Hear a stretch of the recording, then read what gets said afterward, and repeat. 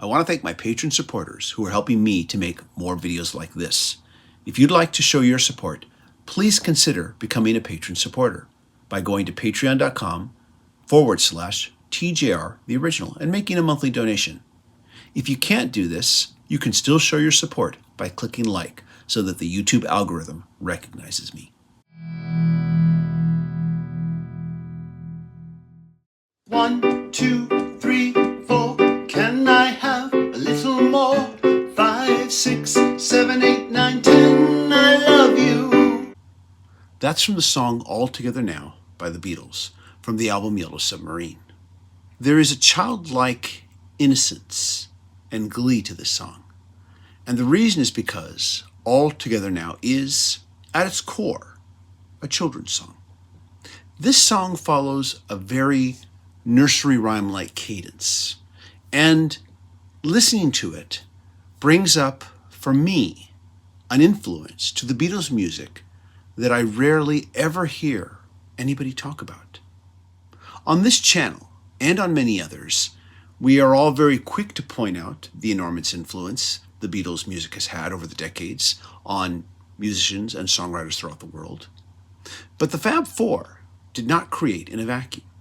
They had their own musical influences, and when this topic is discussed, I will always hear reference to some of the more obvious and well-known choices, like Buddy Holly in reference to Paul McCartney, Chuck Berry when referring to John Lennon, Carl Perkins when referring to George Harrison, and other early rock and roll pioneers. I have also read about the influences that the girl groups from both the US and the UK had on them collectively, and this particular influence probably goes a long way in looking at how they approach their vocals, and in particular their vocal harmonies. There is also the obvious influence of Tin Pan Alley and musical theater that you can hear in songs like When I'm 64 and Martha My Dear. But one thing that I don't think I've heard brought up that I personally feel is rather obvious is the influence of children's music and nursery rhymes on the music of the Beatles. Children's music, as we know it today, while an older genre than rock and roll, is still fairly new within the timeline of music history. But its contemporary version takes its roots from nursery rhymes, and this also includes lullabies. The oldest children's songs that we have recordings of are lullabies, which were created with the intention to help children fall asleep. Both lullabies and popular nursery rhymes stretch back many centuries before the advent of recorded music. Most nursery rhymes were not written down until the 18th century, but there is evidence to suggest that many nursery rhymes like To Market, Hey Diddle Diddle, The Cat and the Fiddle, Cock-a-doodle-doo, date back from at least the 16th century, but could date back even further, since these songs were passed down like folklore from generation to generation. Now, I personally cannot speak for today's current generation, but I personally am old enough to remember having books of nursery rhymes in the house as a kid and being taught how to sing them in kindergarten class. And I'm sure that, like most kids of the time period, that the Fab Four were no exception when they were small children as well, especially when you consider that most nursery rhymes and lullabies are European in origin. Historically speaking, children's music has been, in some cases, designed to both educate and entertain. This does make All Together Now a kind of obvious example. The song is whimsical, but its lyrics do read like they could help a child learn to count and learn their alphabet. In fact, the song almost sounds like it could be used on Sesame Street. But I should add that the lyrics, black, white, green, red, can I take my friend to bed, do carry a bit of an adult connotation. Another good example would be the song Yellow Submarine. In the town where I was born, there lived a man who sailed to sea, yet he told us of his life in the land of submarine. The recent release of the Revolver album box set has revealed that the song Yellow Submarine originated with John Lennon. But prior to this, Paul McCartney has mentioned in interviews that he deliberately wrote Yellow Submarine as a children's song for Ringo to sing.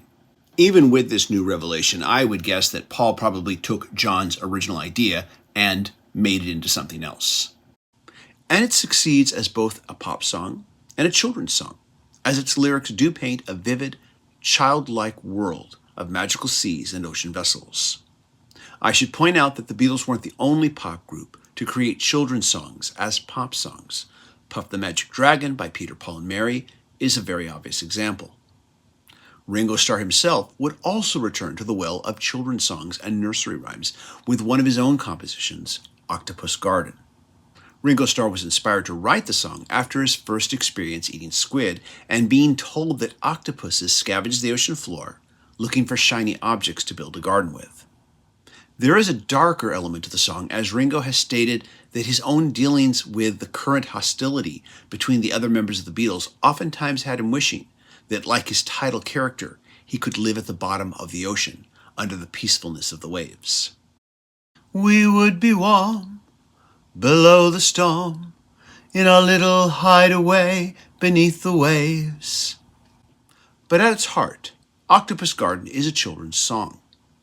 Even darker songs like The Ballad of Bungalow Bill, Piggies, and Rocky Raccoon, while not children's songs per se, incorporate elements, lyrical cadences, and tropes that definitely feel as if they draw at least some influence from both children's songs and nursery rhymes. Consider the song Piggies. Everywhere there's lots of piggies living piggy lives. You can see them out for dinner with their piggy wives. This is from the song Piggies by George Harrison. Its lyrical structure and melody feels very influenced by the history of European nursery rhymes, although the line that follows, where the piggies clutch their forks and knives to eat their bacon, does put a much darker spin on it. I've always felt that this is one of the more underrated songs in the Beatles catalog, and one that I hope to discuss in more detail someday in a future video. In some cases, even Beatles songs that are very much removed from this influence will, at times, in my opinion, incorporate some small element of the tropes used in children's music to great effect. Consider a song like Hey Jude, with its repeating na na na na na na sing-along at the end, and Obla Di Obla Da with its gibberish title. Both create enjoyable sing-alongs that anyone of any age can sing along with the same level of ease that anyone can follow Row, Row, Row Your Boat. Magical Mystery Tour, while definitely not a children's song, does evoke a definite sense of childlike wonder in the listener. In fact, I've often joked to friends privately, until now of course, that the cover to Magical Mystery Tour looks like something out of a bad PBS children's show. Lucy in the Sky with Diamonds, definitely a psychedelic rock song. However, the opening keyboard line does have a very lullaby-like feel to it.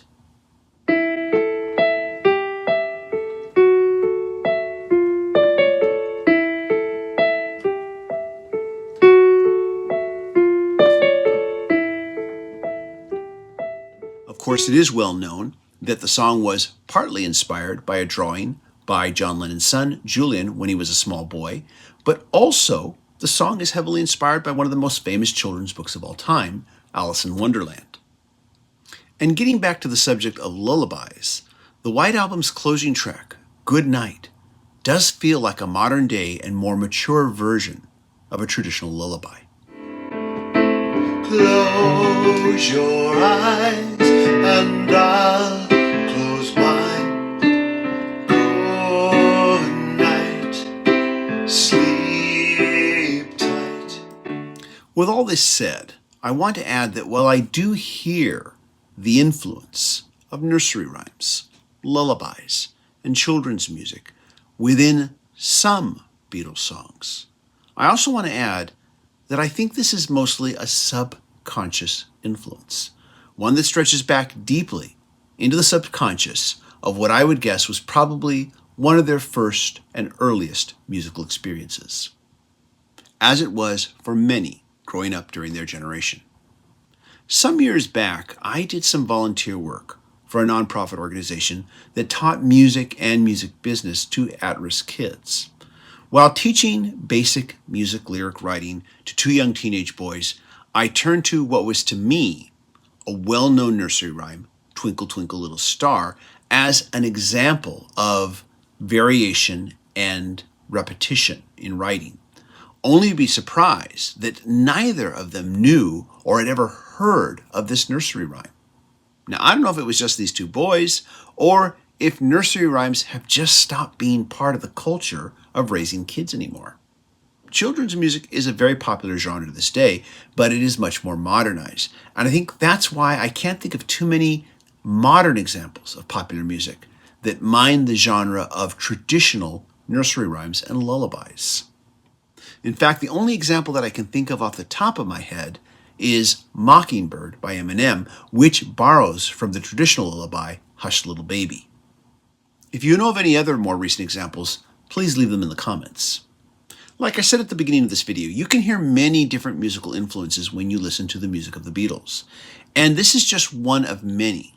Sometimes it's more pronounced depending on the song, and it's certainly not always there. But it is there whenever you feel a sense of childlike wonder or childlike fun in any Beatles song. This is TJR. What are your thoughts on this? Please leave a comment.